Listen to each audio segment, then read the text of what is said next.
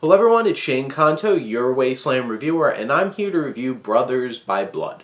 And this is a new crime thriller directed by Jeremie, Guez, and it's based off of a novel by Peter Dexter, and Guez also wrote this film.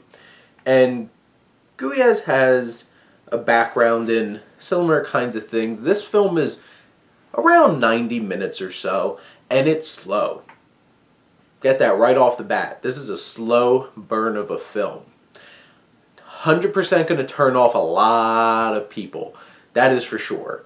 This really takes its time, and unfortunately, you match that with a very somber tone. It's not something that is slow moving, that has a tense and an atmosphere to it. This is just somber and slow with little bursts of intensity sprinkled throughout the film.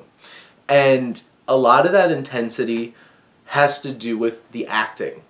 You have an interesting cast in this film because you have Matthias Schoenaerts, who I loved in The Mustang. He is a really strong actor. A lot of the times you see him in smaller roles, so I enjoy seeing him in a leading role like this. He has a quiet intensity in this film.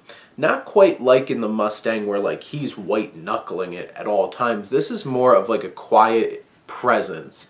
Then you have Joel Kinnaman, who's interesting choice to be like the erratic, bigger personality cousin in this equation, because this centers on two cousins who are basically brothers, because Schoenaerts' character's father was murdered and he wound up being raised by his uncle along with his cousin.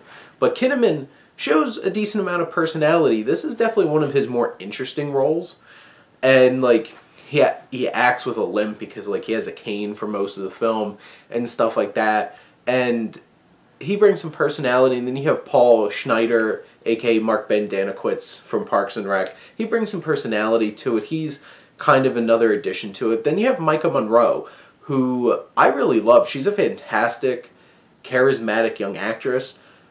She doesn't get the most to do here, and she winds up being saddled with a slow building romantic involvement with Schoenaerts' character, and I'm like, I don't really buy it. Like, it never really sparked to me, and I don't know if it's because this film just takes its grand old time a lot of the times, and I honestly felt bored at a few times throughout this film.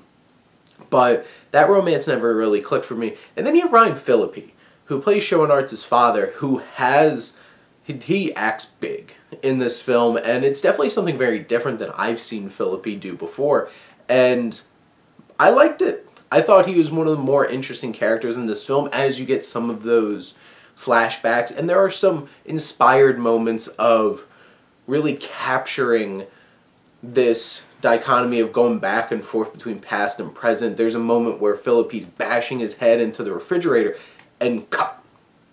And then you have Schoenaerts in the same home just opening the refrigerator, and you still see that dent in the fridge from when his father had smashed his head into it. And it's like little artful kinds of things like that bring some personality to Brothers by Blood. But the thing is, in terms of story, there's nothing incredibly compelling or interesting and new and different in this film. You've seen this quite a few times. You know the beats that's going to happen, and you expect to see Schoenaerts having to stand up for himself for the first time basically in his life. And it does lead up to a well-crafted and intense kind of blow-off of a finale. But it's not like a big, extravagant thing, which I appreciated because it fit into the rest of the film. It's quick. It's more...